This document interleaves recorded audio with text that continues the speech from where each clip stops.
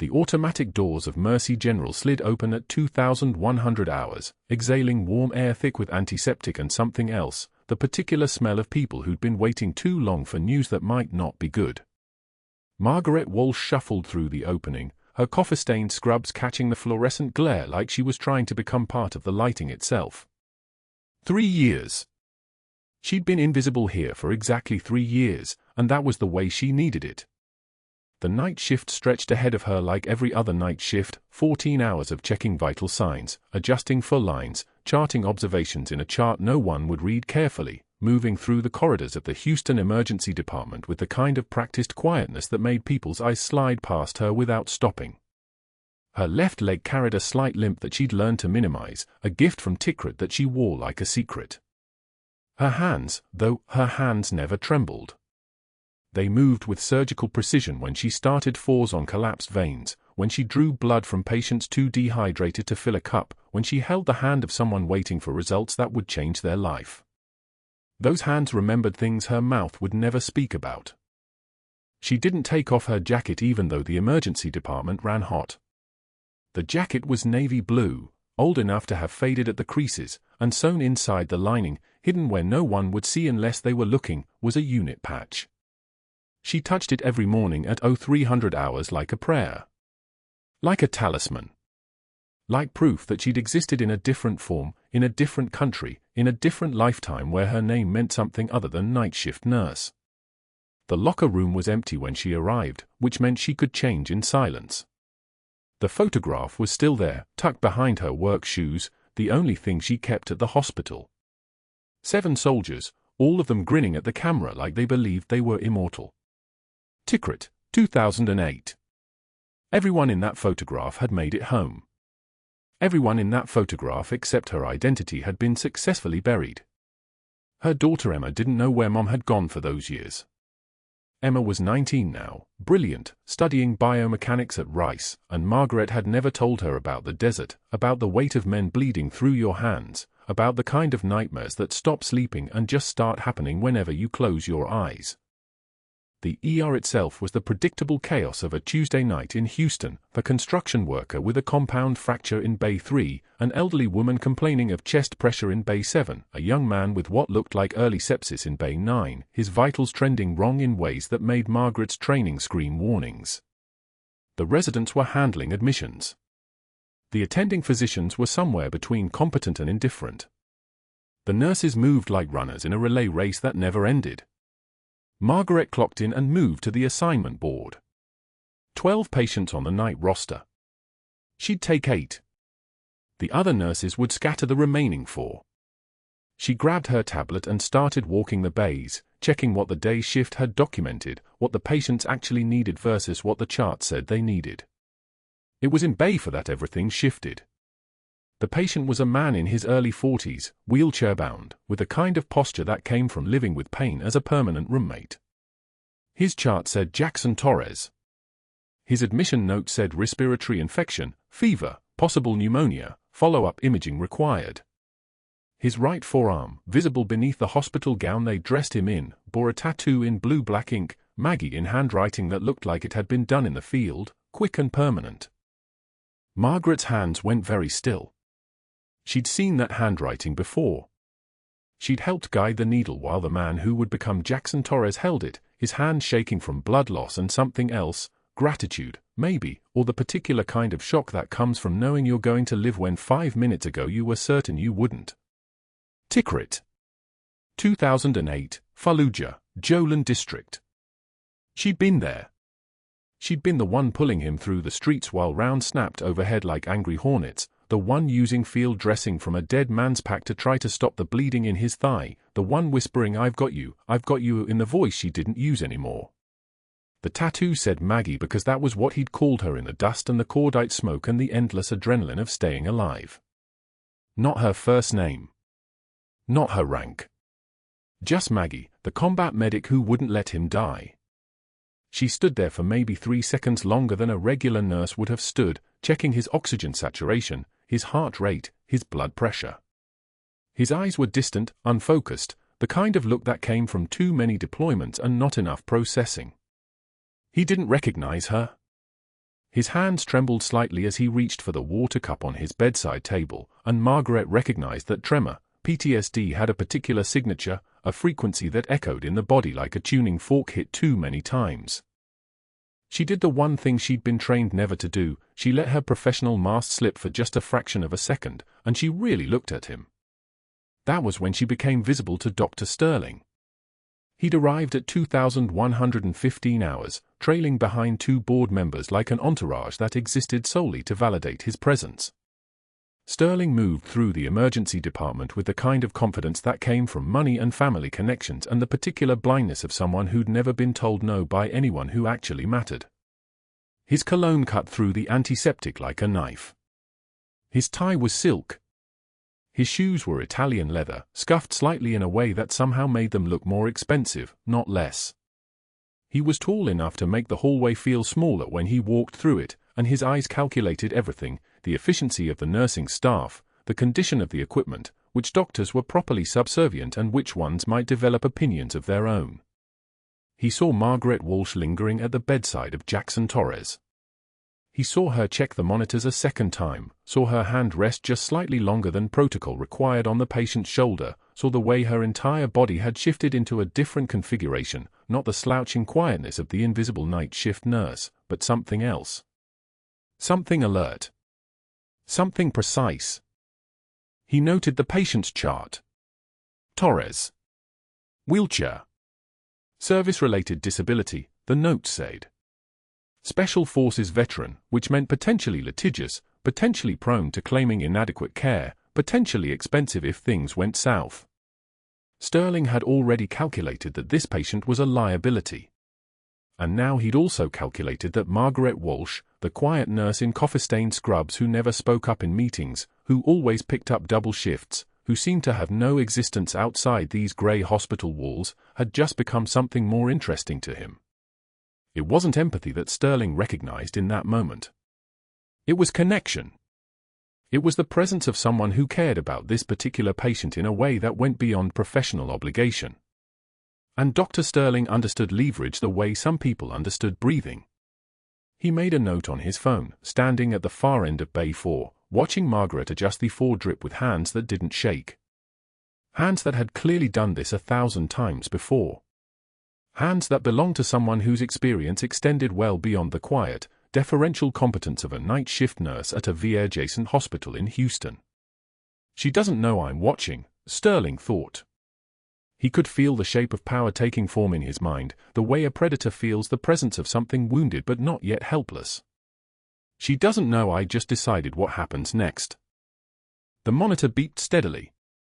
0300 hours felt very far away. Monday morning at Mercy General arrived like every other Monday, fluorescent lights humming their metallic song, the antiseptic smell of the corridors cutting through the sweet rot of a patient's infected wound 3 bays down. Margaret moved through the nurse's station with her head level, clipboard tucked against her chest, trying not to think about the man in Bay 7. Trying not to think about his tattoo. Trying not to think about Tikrit. She was reaching for Jackson Torres's updated vitals when Dr. Sterling appeared beside her, moving with the deliberate slowness of a predator who knows his prey has nowhere to run.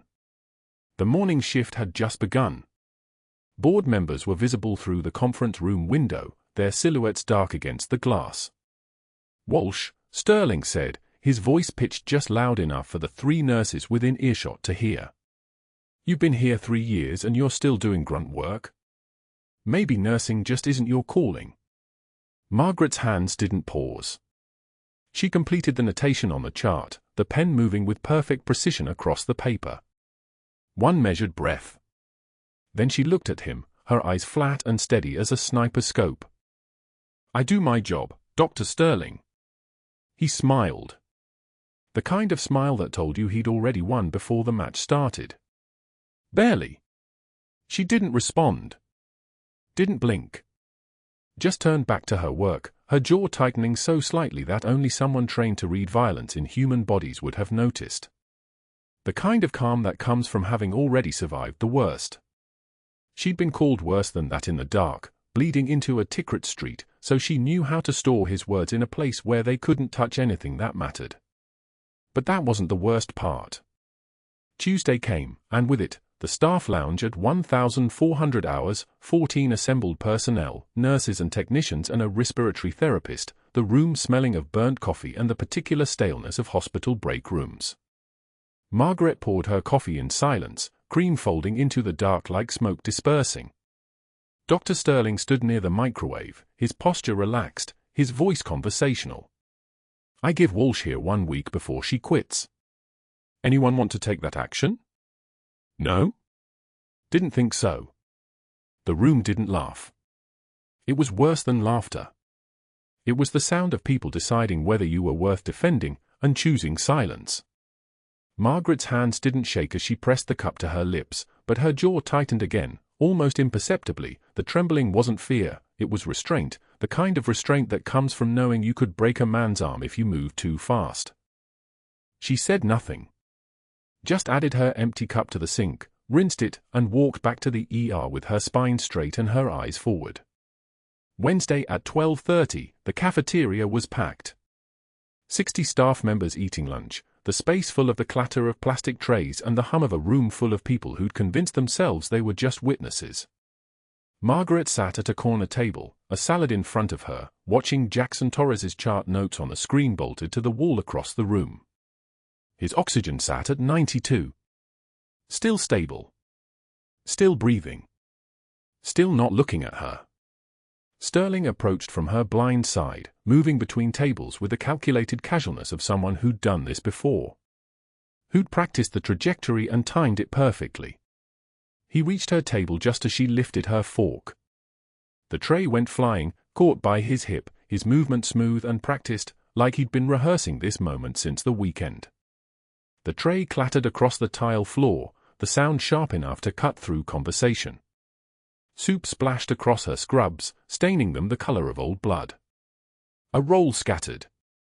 A plastic cup tumbled like it was rolling off the edge of a cliff. The room went dead silent. Then Sterling pulled a patient chart from under his arm, Jackson Torres's chart. Margaret's eyes registered the name before her brain caught up and threw it at her feet. Pick that up, sweetheart. Maybe if you spent less time daydreaming about playing hero, you'd actually do your job. There were 60 witnesses. 60 people who could have looked away but didn't. 60 people who could have spoken but wouldn't. The fluorescent lights buzzed overhead like insects trapped in glass. Margaret stood slowly, methodically, each movement controlled and precise, the kind of precision that comes from training where a single wasted gesture means death. Her eyes found Sterling's and held them. One tear escaped. Just one. Not from sadness, not from shame. From something deeper, something he would never understand, the weight of carrying men through burning streets and then being called a liar for it. The weight of watching one of those men sit 3 bays away and look through her like she was glass. The weight of knowing that this man in front of her, this creature in a white coat with his pharmaceutical kickbacks and his board members watching through glass, would never know the names of the people she'd saved. Would never know that pain is data. That survival is currency. That she'd walked through worse than his contempt and walked out the other side. She wiped the tear away without breaking eye contact. I've carried better men than you'll ever be through worse messes than you can imagine. Her voice was steady as a surgical laser. Not loud. Not angry. Just the flat, declarative truth of someone who'd seen things that no white coat privilege could comprehend. Sterling's laugh caught in his throat like a man choking on something bitter. Something in her tone made him step backward. Something in her eye suggested that if he tried anything else, the room wouldn't be big enough to hold what she'd do. He left. Not defeated, but uncertain. Uncertain was worse for a man like Sterling. But that wasn't the worst part either. Thursday arrived, and with it, the beginning of Sterling's real work. The social attack had failed to break her, that much was clear from her response, from the way she'd stared at him with a kind of composure that suggested she'd stared down worse in places he couldn't imagine. So he shifted tactics. Strategic now. Competent. Dangerous. He called her previous supervisor at the VA hospital in Arlington. The phone rang 3 times before the woman picked up, and Sterling could hear the exhaustion in her voice, the particular exhaustion of people who work with the broken. Dr. Sterling at Mercy General in Houston. I'm calling about one of your former employees. Margaret Walsh. I'm trying to verify her nursing credentials. The woman on the other end was quiet for a long moment. The sound of a file being opened. Then, Margaret Walsh requested we not share her employment history. I can only confirm she worked here and left in good standing. Sterling's grip tightened on the phone. Not in good standing meant nothing. It meant someone had asked them to stay quiet. It meant there was something worth hiding. Friday brought new intelligence. Margaret had a daughter, Emma, 24, working at a law office downtown. A photo on the office website showed a young woman with Margaret's eyes and a stranger's confidence, the kind of confidence that only came from having a mother who didn't disappear for years without explanation. Sterling began building his file then, not with documents, but with questions. Where had she gone? Why wouldn't she talk about it? What had she been doing in a place where the VA itself had been sworn to silence? These questions would matter later. These questions would be ammunition. Friday night, the ambulance bay doors rolled open and Jackson Torres wheeled himself in, his breathing already labored, his skin the color of someone learning what drowning feels like without water. His chart read respiratory infection, PTSD, history of non-compliance at 2 previous hospitals. His forearms bore the tattoos of a man who'd been somewhere dark. And one tattoo in particular, a name in script, small and precise, the kind of name you got tattooed when it saved your life, when it was the last voice you heard before the world went black. Maggie. Margaret froze when she saw him.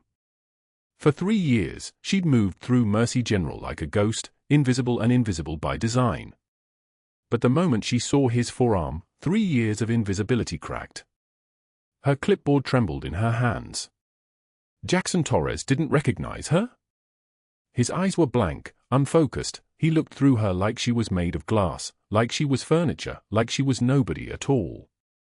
The man she dragged bleeding through the streets of Tikrit while buildings burned and bullets screamed and his screams were louder than both, he didn't know her face. He'd called her name into the darkness, had tattooed her name into his skin as the only word that mattered, and now he couldn't see her. Margaret approached his wheelchair with her hand steady now, the trembling locked down tight in her chest where it belonged. Mr. Torres, I'm Margaret. I'm your nurse tonight. He didn't respond. Just stared at the wall beyond her. She checked his vitals with movements that had become muscle memory over 18 years, blood pressure, heart rate, oxygen saturation. 94%. Still breathing. Still alive because of her. And he didn't know. Dr. Sterling reviewed the case at 0200 Saturday morning, sitting in the physician's lounge with a cup of coffee that had gone cold an hour ago. Jackson Torres. Special Forces veteran. Respiratory infection. PTSD. Non-compliant history at 2 previous hospitals. 2 previous hospitals meant litigation risk. 2 previous hospitals meant liability. 2 previous hospitals meant that Sterling had found his opening. He drafted an email at exactly 0213 hours. His fingers moved across the keyboard with the precision of someone playing a well-rehearsed symphony. The email went to every doctor scheduled for the weekend, 20 physicians total, spread across Saturday and Sunday shifts.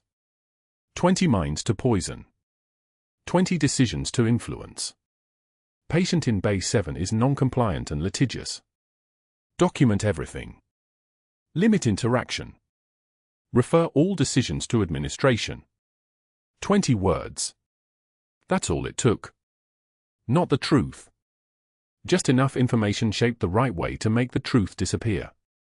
By Saturday afternoon, Torres's oxygen saturation had dropped to 89%. Then 85. Margaret paged Dr. Brennan, who reviewed the email, who said the words that started the countdown, call someone else. Dr. Patel wouldn't return her page. Dr. Chen said she was off service. Dr. Hammond reviewed the chart, saw the email, and walked to the patient's room, then walked out without examining him. Dr. Michaels ordered oxygen but nothing else, his hands refusing to touch what Sterling had marked as dangerous. Margaret kept count. By Sunday morning, she'd called exactly 20 doctors. 20 rotations through Saturday and Sunday shifts. 20 refusals. Not dramatic refusals, nothing Sterling could be caught doing directly. Just quiet ones. Just the kind where people followed orders that weren't quite orders. Just the kind where a man's oxygen dropped from 94 to 85 while the room full of physicians found reasons to be somewhere else.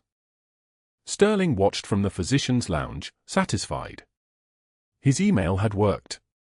His network was holding. The patient was becoming a ghost, same way Margaret had tried to become invisible, and soon the ghost would fade entirely and there would be one less liability on the books. Torres's breathing became labored by Sunday evening. Margaret adjusted his oxygen, held his hand, he didn't squeeze back. Just stared at the ceiling with eyes that weren't seeing anything, eyes that had been broken in a place called Tikrit and never fully healed. She thought about pulling his chart, thought about trying one more doctor, thought about screaming. Instead, she called her daughter Emma. "Mom, can we finally talk about where you were during the war?" Margaret's finger found the end call button before her voice could betray anything. She set the phone down on the desk and watched the numbers on Torres's monitor scroll, oxygen 91, 90, 89, climbing back up on the higher oxygen flow, but the trajectory was clear. The pattern was a countdown. At 02 for 5 Monday morning, the monitor alarm screamed through the empty ER like something alive and dying. Oxygen saturation plummeted from 88 to 72 in what felt like seconds. Torres's lips turned blue. His chest moved asymmetrically, one side rising and falling, the other side still, the telltale sign of a tension pneumothorax, air leaking into the space around his lungs and collapsing everything from the inside. The man who'd called her name into darkness was suffocating in silence. Margaret ran. The monitor's rhythm fractured at 0315. 1 beep. 2 beeps. Then nothing but the flatline's electronic scream. Jackson Torres's chest heaved once, twice, then stalled. His neck veins bulged purple against paper-thin skin. His trachea shifted visibly to the right, the classic sign of pressure building in his chest cavity where it had no place to go. Margaret hit the code button. The overhead speaker crackled to life. Doctor to Trauma Bay 3. Doctor to Trauma Bay 3. Stat. She waited. The monitor continued its accusation. Flat line. Flat line. Flat line. She paged again. Any available physician to Trauma Bay 3. Patient is coding. Silence answered her. Not the silence of busy people rushing toward help. The silence of a room where everyone was making the same choice simultaneously. Margaret knew that silence.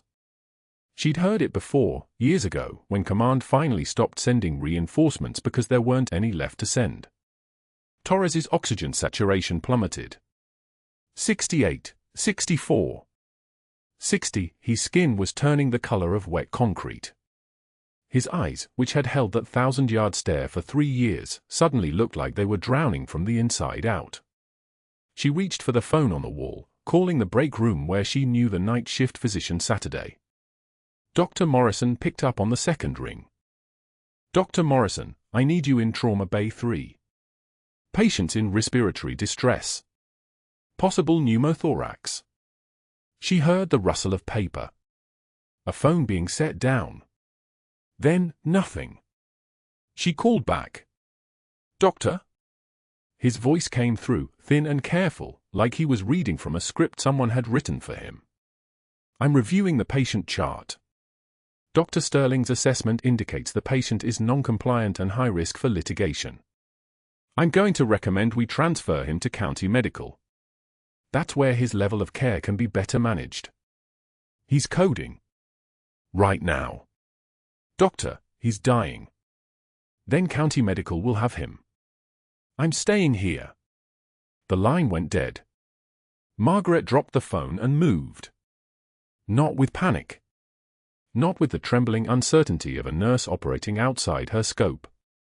She moved the way she used to move when the world was trying to end and there was no one left but her and 7 men who were counting on her to be the only thing standing between them and the dark. The crash cart rolled with a soft metallic whisper. She opened the top drawer. 14-gauge needle. Catheter. Her fingers found them like they had muscle memory older than 3 years of careful invisibility. Torres's breathing had stopped completely. His chest wasn't rising anymore. The monitor was flatline now, not the aggressive beeping of a heart in distress but the long, single note of a heart that had given up. 3 minutes. That's what they taught in the courses nobody forced her to take anymore. 3 minutes without oxygen before the brain started dying. She had maybe 90 seconds left. She prepped the site. Second intercostal space. Midclavicular line. The same place she'd done this before on a bleeding Marine named Chen in a bombed-out clinic in Tikrit where the only light came from burning vehicles and the only sterile field was her own steady hands. She didn't need a textbook. Muscle memory lived deeper than conscious thought. It lived in the bones. The needle went in. There was that sound, the one she remembered from before, the hiss of trapped air escaping, like the planet itself was exhaling after holding its breath too long. A rush of pressure released. A body given permission to breathe again. Torres gasped. His chest heaved upward. The color began flooding back into his face like someone had flipped a switch, like death had loosened its grip for just long enough. His eyes opened. They were the same eyes that had stared at nothing for 3 years, but for the first time since he'd arrived at Mercy General, they focused. They locked directly onto hers.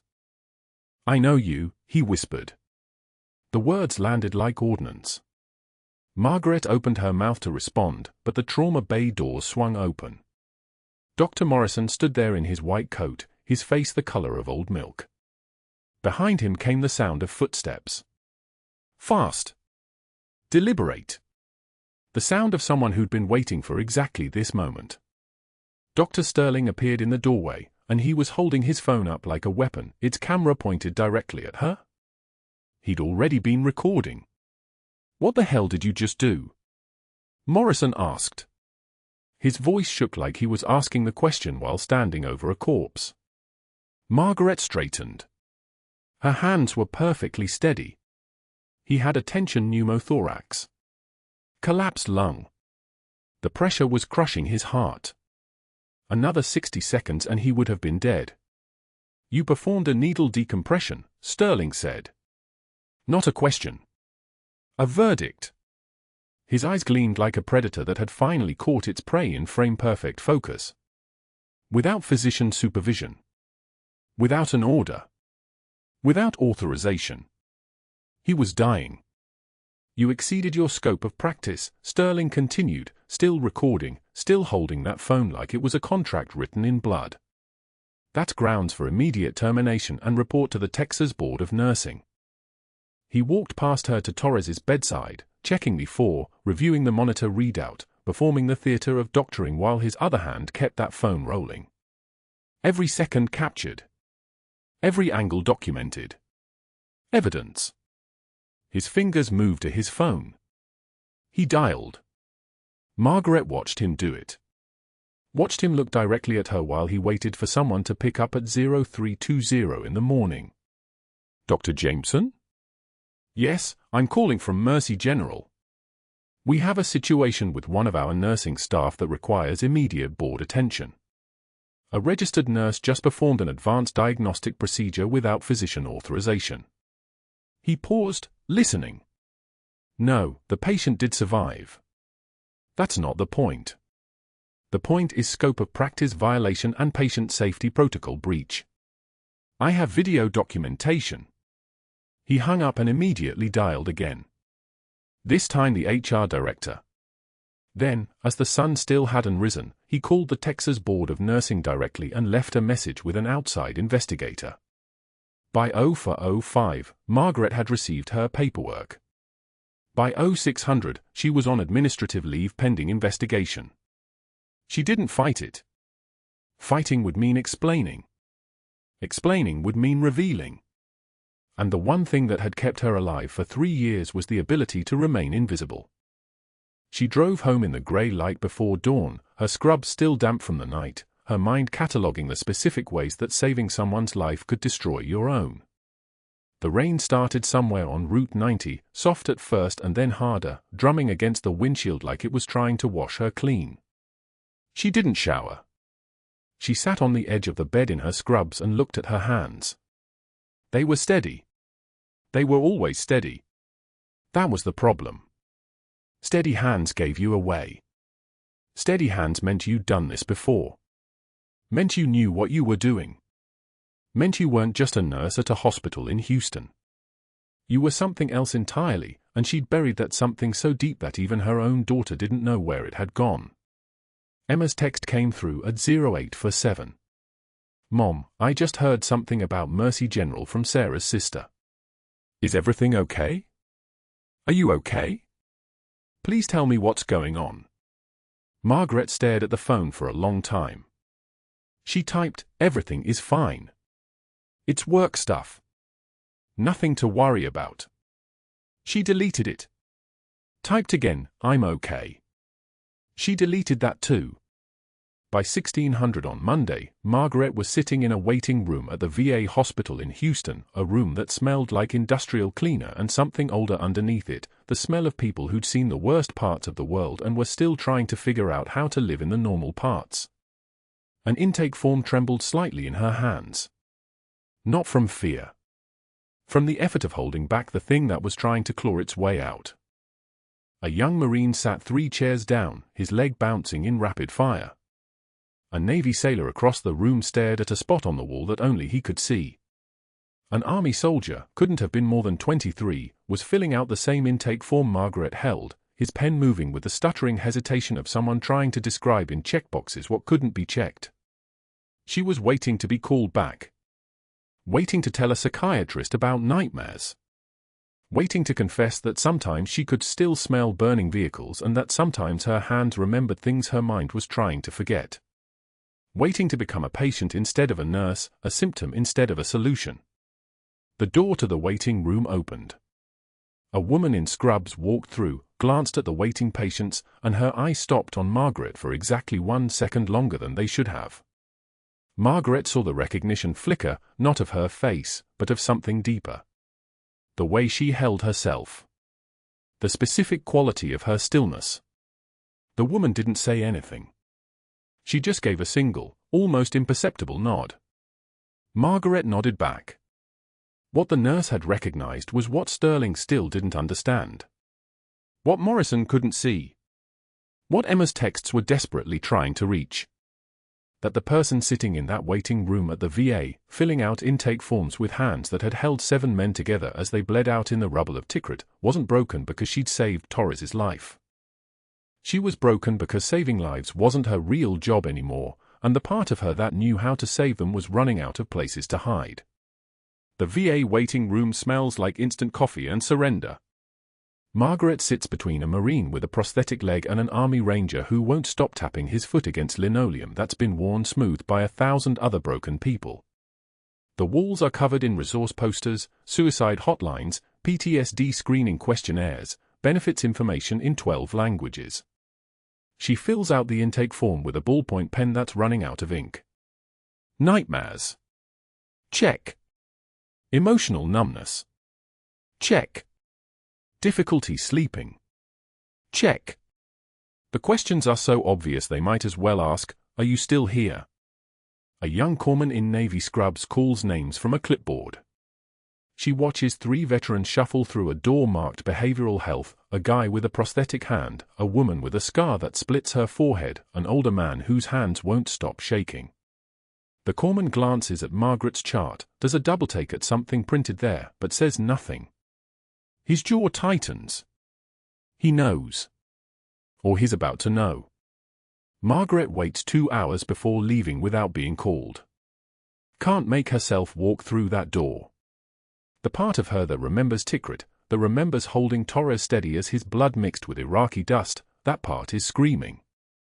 But the part of her that chose this quiet life, that traded combat boots for sneakers, that tried so hard to be invisible, that part is sitting in silence. Meanwhile, at Mercy General, Torres is awake in ICU, asking every nurse who checks his vitals the same question. "Where's Margaret? The nurse from yesterday? The one who saved me?" His heart rate spikes when he doesn't get answers. 88. 92. 104. The monitor beeps faster. The nurses increase his sedation instead of answering him. Sterling visits the room at 7 in the morning, his coat precisely buttoned, his voice smooth as machine oil. "Mr. Torres, Ms. Walsh is no longer employed here. She violated hospital policy. Best to focus on your recovery." Torres's agitation doesn't settle until the medication deepens in his bloodstream, dragging him back under. Sterling places his first call at 7:45 before the hospital cafeteria even opens. The Texas Medical Board. He files a formal complaint of Margaret Walsh, RN, practicing medicine without a license. Needle decompression. Emergency intervention without physician oversight. "I witnessed this personally," he tells the complaint officer, his voice carrying the weight of institutional authority. Hospital policy is clear. Non-physician personnel cannot perform invasive procedures, regardless of circumstances. The complaint is logged. Reference number 2847-TX. He makes his second call at 8:15. 3 board members. Not the official ones, the quiet ones. The ones who've been quietly approving his inflated consultation billing in exchange for certain considerations. Budget approvals. Research fund allocations. Things that slip through audits like water through a sieve. "We have a problem," Sterling says to each of them. The night shift nurse. Margaret Walsh. She's too observant. Too thorough with chart audits. If she decides to stick around after this administrative leave, she'll start asking questions about billing patterns. We need her gone.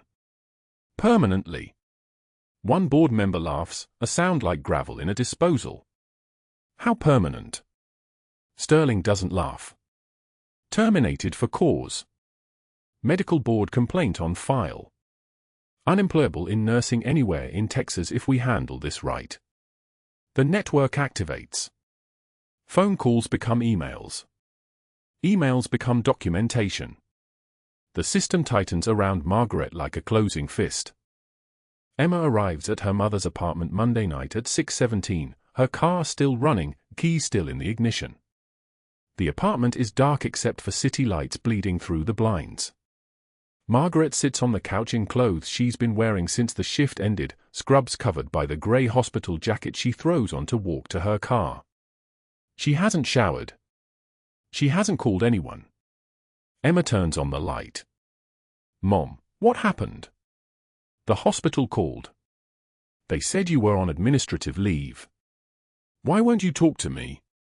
Margaret's silence stretches so long Emma thinks she might not answer at all. The city hums outside the window. A siren wails down Bellaria Boulevard, getting closer, then fading. "I can't do this anymore, Emma," Margaret finally says. Her voice sounds like gravel. Like something that's been ground under weight too long. "I thought I could disappear. But it follows me everywhere. Every job. Every place. It finds me." Emma sits on the arm of the couch. "What follows you?" Margaret reaches for a photograph on the coffee table, the one she's kept hidden for 3 years. Combat fatigues. 7 soldiers. Tikrit, March 2008. The dust is real dust. The blood is real blood, though the photo doesn't show that detail. She hands it to Emma without explanation. Emma stares at it. Her mother's face is different, harder, younger, marked by something the past 3 years of quiet nights and careful invisibility haven't erased. "Who are you?" Emma whispers. Margaret doesn't answer. She gets up and walks to the kitchen. She pours water into a glass and doesn't drink it. That's the only response Emma is going to get tonight. Sterling spends Tuesday building his case. He prints emails, the one he sent to the 20 doctors warning them away from Torres, marked with timestamps. He prints Margaret's personnel file. He prints the formal complaint from the Texas Medical Board. He creates a document titled Hospital Policy Violations and Patient Care Concerns, each allegation documented, each one technically true and completely misleading. He schedules a meeting with the CEO for Wednesday morning. They meet in the executive conference room at 8:05. Sterling presents his evidence with the precision of a surgeon. Unauthorized medical intervention. Practicing outside her scope of practice. Violating the physician supervision requirement. She endangered that patient, Sterling says, his voice carrying regret, as if this pains him. As chief of neurology, I have to recommend immediate termination and referral to the State Board of Nursing. The CEO, who has never actually verified Sterling's billing practices, who has never cross-referenced the consulting arrangements, who simply approves what his department head recommends because recommending things is what department heads do, nods. I'll contact HR. We'll have termination papers ready by end of week. Sterling almost smiles. But he doesn't. That would be a tell. Instead, he stands, gathers his documentation, thanks the CEO for his decisive action, and leaves. He has Wednesday to draft the termination letter. He has Thursday to have her removed from the scheduling system. By Friday, Margaret Walsh will officially be unemployable at Mercy General. The system works. What Sterling doesn't know is happening at that exact moment is that the phone on the desk of a Navy captain stationed at Naval Medical Center San Diego is ringing. The captain's name is Holloway. He's reviewing routine readiness reports for Naval Special Warfare Group 1 when his secretary tells him someone from Mercy General Hospital in Houston called. A veteran patient is asking about a nurse named Margaret. The secretary transfers the call. Torres's sister, actually. She'd found his handwritten address book while visiting the hospital, found a unit roster from his time in Team 3, made calls until she reached someone who remembered the name. My brother won't stop asking for Margaret, she tells Captain Holloway. He says she saved his life in Tikrit. He says she came to his room at the hospital and something in him recognized her but he can't remember her face. Do you know who she is? The captain goes very still. He pulls up the personnel database for Naval Special Warfare Group 1. Margaret Walsh, service number for 29847, status, individual ready reserve, security clearance, top secret SCI, active, medical discharge date, June 15, 2008. Combat medic, 3 Bronze Stars with Valor, 2 Purple Hearts, recommended for Navy Cross. Last known address from discharge paperwork, Houston, Texas. Where did he say she worked? Captain Holloway asks. A hospital. Mercy General. She's a nurse. The captain closes his eyes. A 3-year invisible deployment. A nurse. A night shift nurse who saved a SEAL team member in the streets of Tikrit and then walked away from the Navy because the ghosts got too loud and nobody was asking her to stay. The paperwork for her discharge is in the file, voluntary separation, honorable, reason for discharge, PTSD, family and health reasons. There's a recommendation letter attached from her commanding officer, Senior Chief Walsh is an exceptional operator and a singular asset to this unit. Her medical expertise combined with combat effectiveness makes her invaluable. However, her own mental health must be prioritized. She has my full support for voluntary separation. Captain Holloway picks up the phone. He makes 7 calls. By end of day Wednesday, the wheels that move the Pentagon start turning. The next morning, 2 Black Hawks landed in Mercy General's parking lot like thunder made solid. The rotor wash shook the windows on the 3rd floor, rattling medication carts and sending nurses to the glass. A SEAL commander strode through the main entrance, his dress uniform pressed sharp enough to cut, flanked by a 2-star admiral whose presence made the air pressure change. Behind them, a DOD investigator in civilian clothes carried a tablet. News cameras were already rolling outside, their lights catching the morning sun like scattered gunfire. The CEO was in the lobby when they arrived. So was Sterling. So were 150 staff members, most of them stopping mid-breath when they saw the uniforms. The commander didn't wait for introductions. His voice carried through the atrium like a tank idling in a garage, low, controlled, lethal. "We're looking for Senior Chief Walsh. We understand there's been a problem with her treatment here." The CEO's face went grey. Sterling stepped forward. "This woman is under investigation by our medical board for practicing outside her scope of." "I know what she's under investigation for," the Admiral said. He didn't raise his voice. He didn't need to. "We ran a standard pre-deployment background check on Senior Chief Petty Officer Margaret Walsh. When we reviewed the circumstances of her suspension, we noticed patterns. Specifically, patterns of sabotage."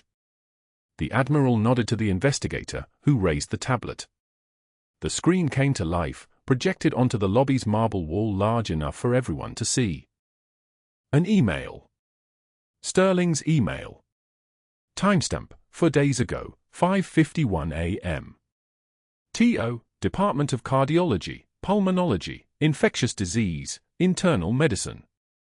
Subject, high-risk patient alert. Do not engage in consultation with patient Jackson Torres, room for 12.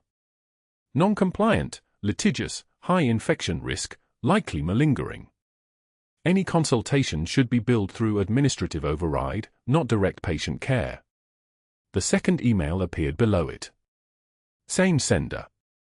Timestamp, 6:12 a.m.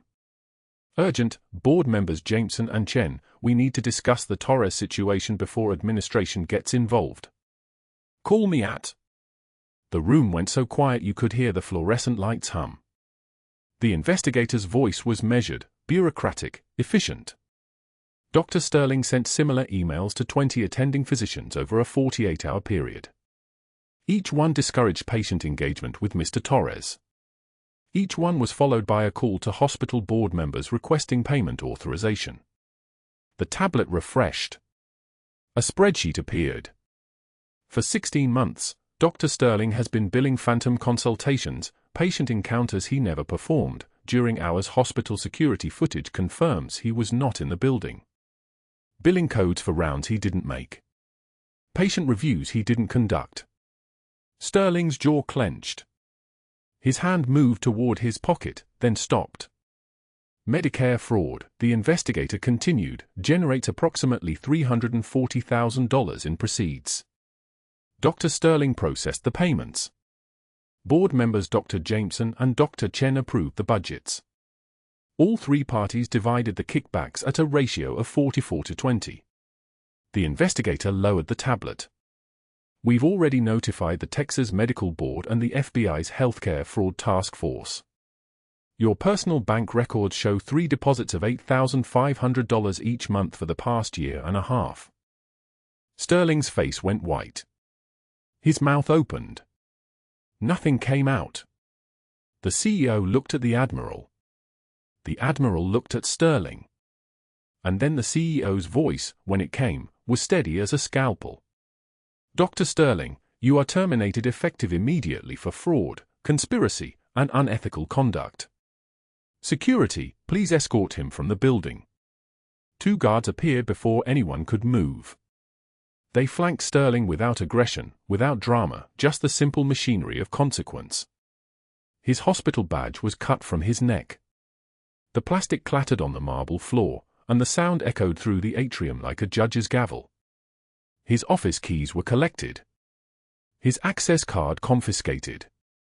News cameras captured every frame as he was walked through the lobby, past nurses who looked away, past Rodriguez who stood with her arms crossed, past the staff who'd watched him humiliate Margaret Walsh 100 times and said nothing. Outside, Sterling was escorted to his car. The cameras followed him all the way to the parking lot. His suit was expensive, but his hands trembled as he gripped the steering wheel. By evening, Houston's Evening News led with local cardiologist arrested in $340,000 Medicare fraud scheme. By nightfall, his medical license was suspended pending review. Emma was somewhere in the crowd. She'd heard the announcement through a group chat from a friend in the ER. She'd driven to the hospital with her hand shaking on the steering wheel, rehearsing what she'd say, how she'd find her mother. But when she made it inside, when she pushed through the cluster of staff near the main desk, the first thing she saw was Torres being wheeled down from ICU on his way to discharge. He was still weak, still moving slowly, but his eyes were searching the corridor like a man looking for a ghost. "Where's the nurse?" he asked Rodriguez, his voice rough with urgency. "Where's Maggie?" "The one from night shift. Brown hair, quiet. Comes at 0300. Rodriguez pulled out her phone. She'd saved a file photograph from Margaret's personnel records, Margaret in full combat gear from 15 years ago, younger and fiercer, standing in the dust of Tikrit with her rifle slung low and her eyes the color of a stormy Atlantic. She showed Torres the screen. He stared at it for 3 seconds. His hand reached out and touched the glass. Tears started moving down his face like rain on a windshield that's already wet. "That's her. That's the angel. That's the one who carried me." Meanwhile, the commander was asking the CEO where Margaret was. The CEO checked his records. She took administrative leave. Voluntarily, pending the board review. "Where?" the admiral asked. Last known location was the VA hospital. She filed an intake form Monday evening. But she didn't show for treatment. The commander's expression didn't change, but something shifted in his shoulders. "Contact the VA. She's military. She wouldn't go dark without cause." He turned to his team. "Find her. She's not in trouble, she's the reason we're here." Emma was already running for the parking lot. She'd heard the exchange. She'd heard VA hospitals and something inside her cracked open. "Mom? As a patient?" Her mother, who'd never been sick a day in her life, who'd worked 12-hour shifts without complaint, who'd raised Emma alone and never asked for anything, her mother was at a psychiatric clinic filing intake forms. Emma called her cell phone 53 times over the next 2 hours. No answer. She drove to the VA hospital, to the psychiatric department, and asked for her mother. The intake desk had no one by that name. They'd had a walk-in Monday evening, female, veteran status, combat-related PTSD. She'd filled out the initial screening, scheduled for Tuesday morning, then left before assessment. They couldn't say more without a family medical release. Emma sat in that waiting room, surrounded by hollow-eyed veterans in wheelchairs and service dogs and the smell of institutional coffee, and felt the weight of 3 years descend on her shoulders. Where was her mother? What had happened? Margaret, 3 miles away, was sitting in her darkened apartment with the television on and her phone buzzing relentlessly. She'd come home Monday night and pulled the curtains shut and turned the notifications off, but the buzzing continued. Texts. Calls. A hospital emergency contact line. She couldn't face it. Couldn't face going back to Mercy General. Couldn't face the medical board or Sterling's complaints or her daughter asking questions she wasn't equipped to answer. The television showed news footage from Mercy General. Hospital cameras. Dr. Sterling being escorted through the lobby. His face pixelated by the news station, but his body language unmistakable, the posture of a man whose world had just collapsed. The banner across the bottom read, "Local cardiologist arrested in $340,000 fraud scheme, suspended patients transferred." Margaret watched her own service photograph appear on screen. Combat gear. Younger face. A call sign she hadn't spoken aloud in 3 years. The news anchor's voice, military records indicate Senior Chief Petty Officer Margaret Walsh earned 3 Bronze Stars and 2 Purple Hearts during her service in Iraq. She was transferred to hospital administrative leave following a complaint filed by Dr. Sterling, who is now under investigation for Medicare fraud and witness intimidation. Her key turned in the lock. Emma didn't knock. She just walked in, and the hallway light spilled across her mother's face, and for a moment neither of them moved. Emma looked at her mother, really looked, and saw the hollow-eyed veteran she'd seen in that waiting room. Saw the combat medic in the television photograph. Saw the night shift nurse who'd raised her alone. Saw 3 entirely different people sitting on a dark couch. Emma sat down beside her without speaking.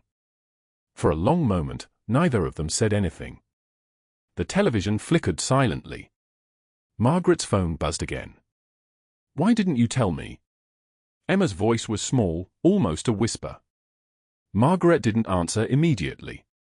She reached down and touched the faded unit patch sewn inside her jacket lining, fabric that had survived 3 years hidden away, the last tangible piece of the person she'd tried to become invisible. "Because I wanted to forget.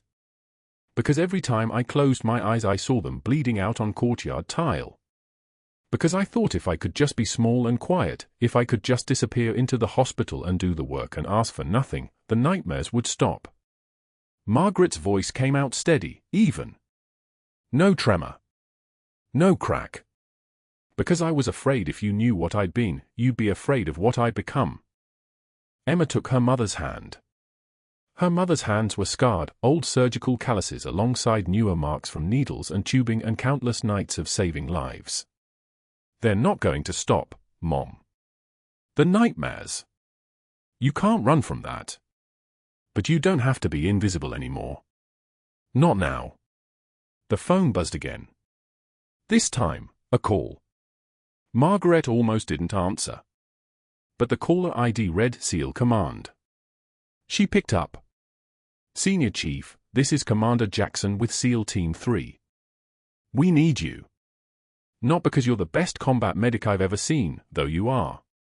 But because 20 sailors graduating from A school next month need to learn what you know, and they need to learn it from someone who's been where they're going. We need you to train the next generation." His voice was professional, measured. But underneath it was something else: gratitude. Recognition. The Navy needs its own back. "Senior Chief. That's how we do this." Margaret looked at Emma. Emma nodded. "I'll think about it," Margaret said. 3 days later, Torres was discharged from Mercy General. Margaret visited him in his recovery apartment in civilian clothes. She knocked. He answered the door, and when he saw her face, really saw it, without the fog of morphine and crisis, his eyes filled with tears. He reached out and touched her shoulder like he was checking to make sure she was real. "Maggie," he whispered.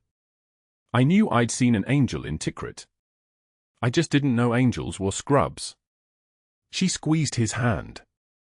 "You'd have done the same." 6 months passed. Margaret attended advanced training at Walter Reed. She was processed back into active duty as Senior Chief Petty Officer.